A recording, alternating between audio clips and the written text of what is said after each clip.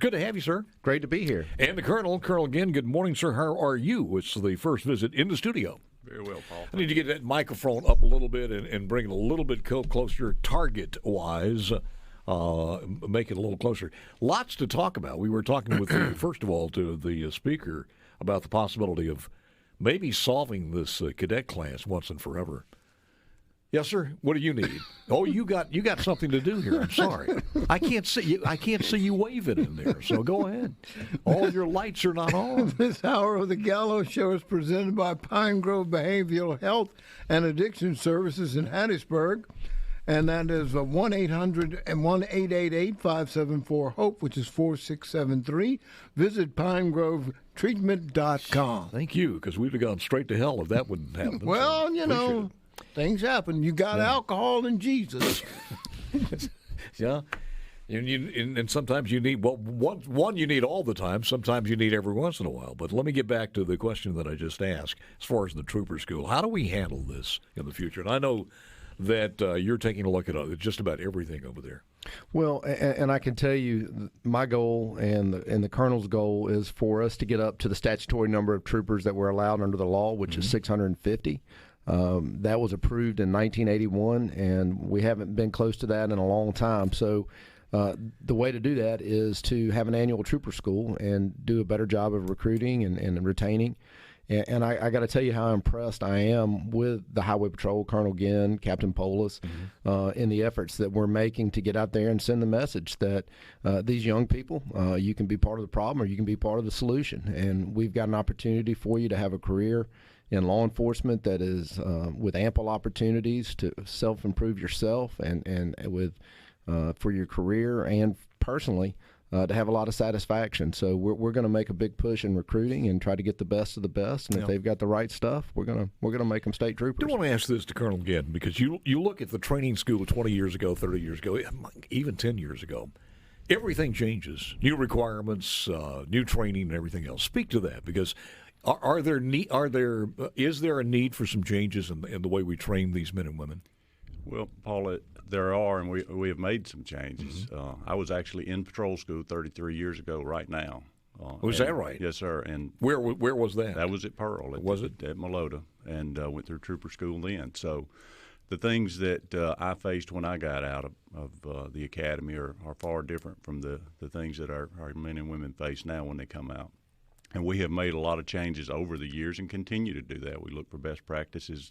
Our training staff goes to North Carolina and Georgia and Louisiana and other states surrounding us to look at how they're training their troopers and some of the things that they face that are in common with us, surprisingly, all across the country.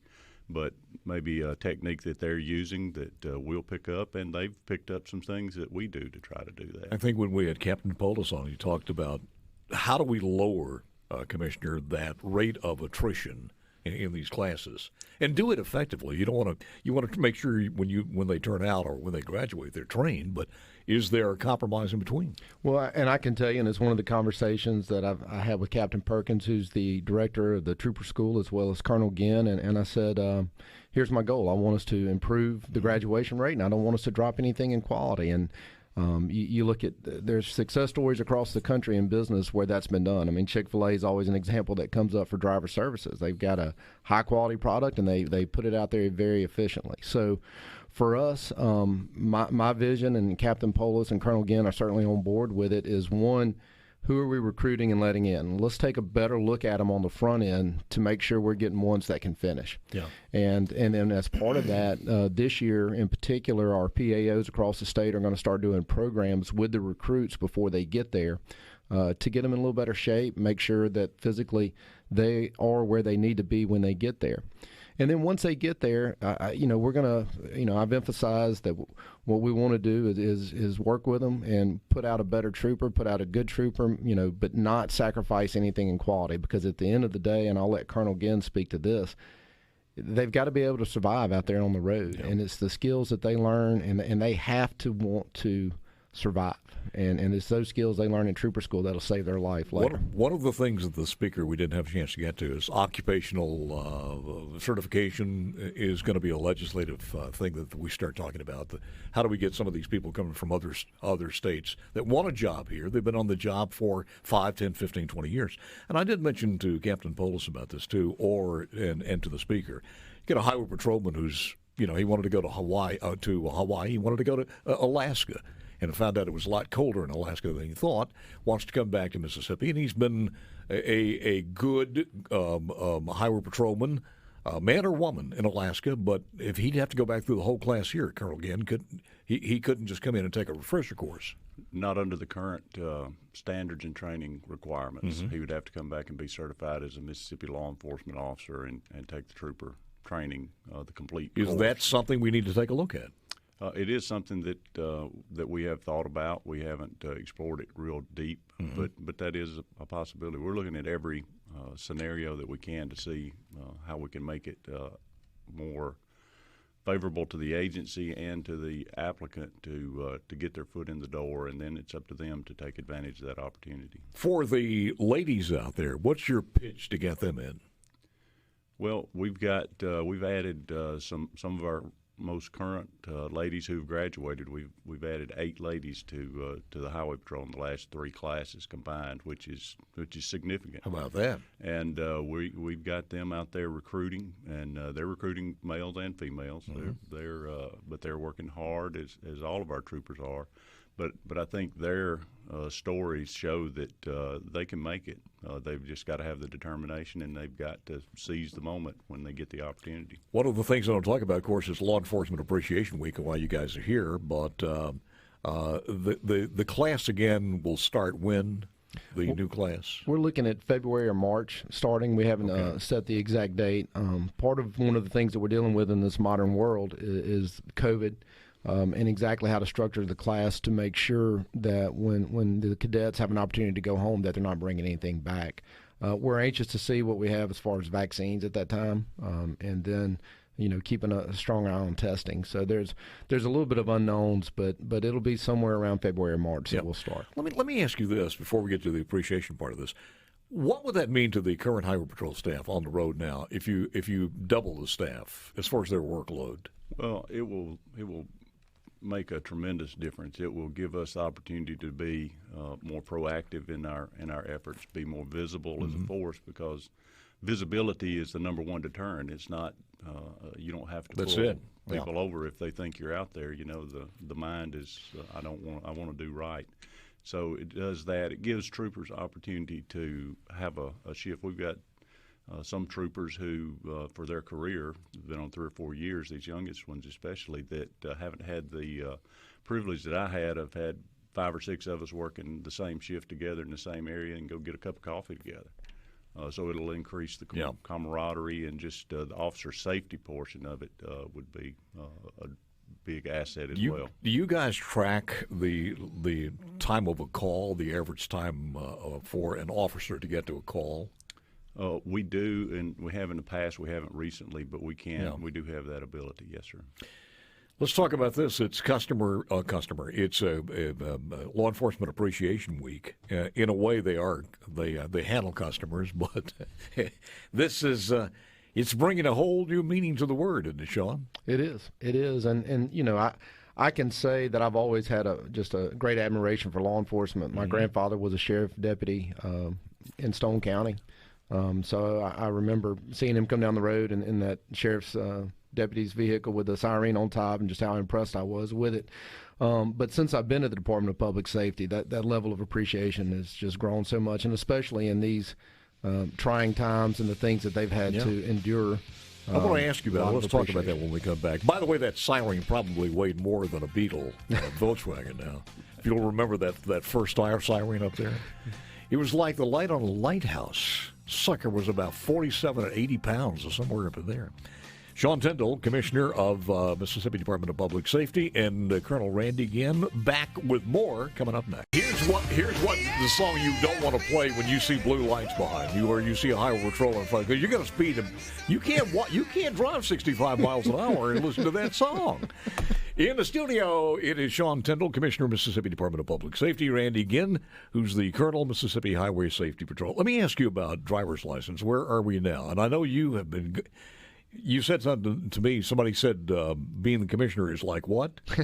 It's like trying to change a tire on a car when you're going 80 miles an hour. I think it's 85, to be honest with you. But the driver's license part of this. We've made a lot of progress. And again, I got to thank Keith Davis. He's Deputy Commissioner working on that with me. And Lieutenant Colonel Ken Brown. He's done an excellent job as a team. We've gone in and really tried to identify ways that we can improve what we're doing service-wise. And one of the big things is obviously now, and starting October 1st, you'll be able to schedule an appointment statewide to come in and get any service that you need, whether it's a firearm permit, whether it's a renewal of a driver's license, or coming in and getting your learner's permit. You'll be able to schedule an appointment, come in and get it done, and minimize those wait times. So the things that you have changed and that are in effect are working for the most part? They are. And if you look at the lines, they have certainly diminished. And they were doing that anyway.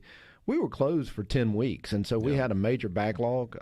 But what we did find, and one of the things that was really interesting is, folks were lining up in the parking lot at 5 and 6 in the morning. So when we opened at 8, there'd be 200 people there. By noon, those lines would get small, and if you came at 3 o'clock, you wouldn't have to wait at all. So one of the things we decided to do is have line cams, kind of like everybody's aware of the traffic cams. We've put up cameras at all our. They are active now? They are active at all the major DL stations, which are where the troop stations are. And so you can go on, look at the camera, see what kind of line it is, and make your decision if it's a good time to come. And if everybody looks at the same time, then it's going to be crowded. Yeah, this is true. Or they can make an appointment, and that's really what we're encouraging. But if they drive fast, they can get there without speeding. Let's just put it that way. Colonel Ginn, let me ask you this. The MBI is about to list their 10 most wanted. When does that come out? That should be out in the next few weeks. They are getting information from sheriff's departments and police departments now to determine who's going to be ranked on that list. And when's that changes how often? Well, it will obviously change anytime somebody's captured. So they'll have number 11 will be ready to move up on the list when one of the top 10 and is those captured. are the 10 most wanted in the state, within the confines of the South, or just in the state of Mississippi? State of Mississippi. In the state of Mississippi. So there are other things going on with other other parts of the Department of Public Safety. While I got you here, any updates? Well, I can tell you that, of course, Colonel Maxwell is doing a great job in the Mississippi Bureau of Narcotics. Increasingly, we're seeing a larger and larger problem with opioids. Part of the COVID effects have been people staying home, and some people are suffering with mental health issues and turning to drugs to solve those problems. So we've got some issues there. We've got meth coming in from Mexico that is pure, laced with fentanyl, and it's killing people and ruining lives and ruining communities. And so that's been a big push. In our budget hearings yesterday, we had made a request for 8 additional MBN agents, and nobody batted an eye, and I was really happy that it looks like we're going to be able to get some assistance at the Bureau of Narcotics. Looking at the advent of possibility of this initiative passing, how's that going to affect you guys? Well, certainly we have a great deal of concern, especially when you put into the Constitution a right for marijuana and what kind of regulations there could be to ensure that it's safely done. So we have a great deal of concern. If 65A is adopted, we feel like our partners in the legislature can help us ensure that there's good regulation to make sure these drugs aren't abused. And then, of course, if there's enough votes to prevent it, then we'll keep moving forward with what we're doing. Colonel Ginn, how do you do this? I mean, because you have to have a refresher course on this from every single person in the Highway Patrol. We certainly would, and we have in-service training twice a year. Yeah. But that would how many joints is legal? How many is not? Yes, sir. We would have to bring everybody up to speed on what the law has changed to, and then make adjustments from there. Just like the DUI breathometer, but do you have anything that you could go with, or anything that's on the horizon that they're working on to see if someone is over the limits or whatever? Well, we do have field tests that we use that help us determine. Same type of sobriety test? Sobriety test, yes, sir. And that helps us determine if you're naked on top of your car, we know.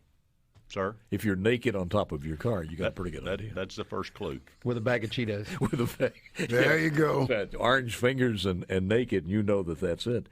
Well, it's going to be interesting to see exactly what happens, because it looks like it is, and then how do we how does the highway patrol? But you said you got some more officers coming, so that's going to be important too. Oh, absolutely. And you look at the last graduating class we had 23 cadets that graduated, but we had 30-something retire.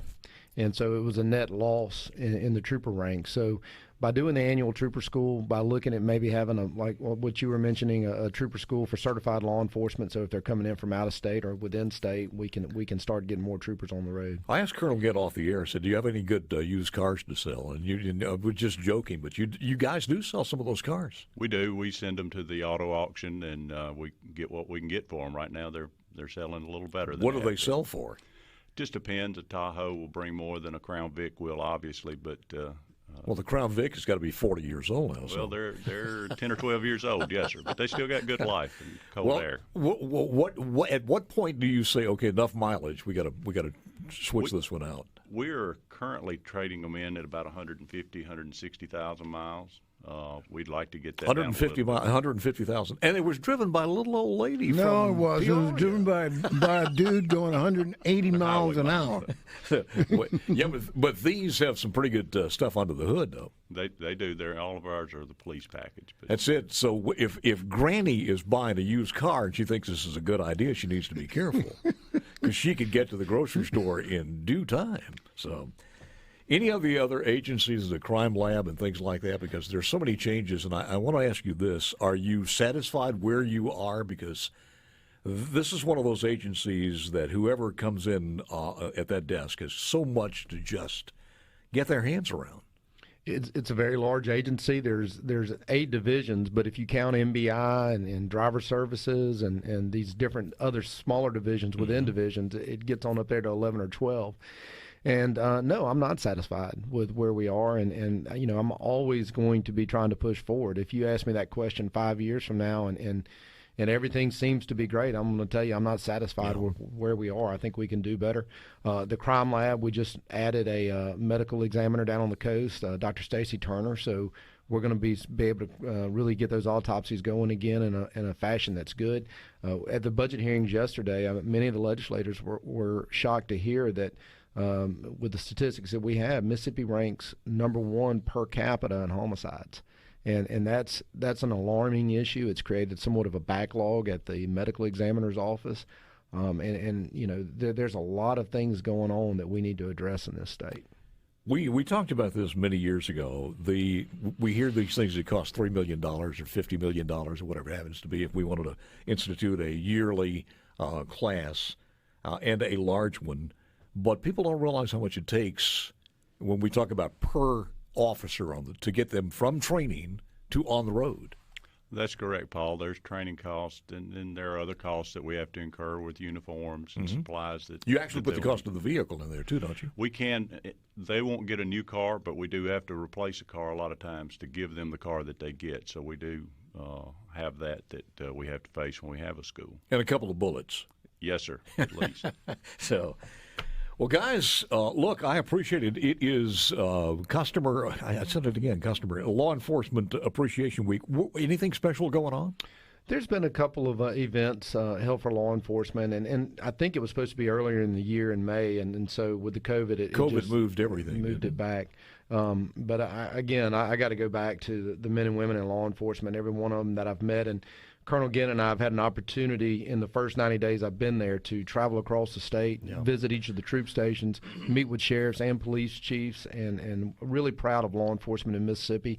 If you look at the response that we've had down here compared to other states with some of the protests and riots, you don't see the problems, and I think it's a testament to the fine work of the men and women in law enforcement. Respect for authority is number one. I don't care who you are, if it's forget about the color or the age or the gender. Respect for authority is.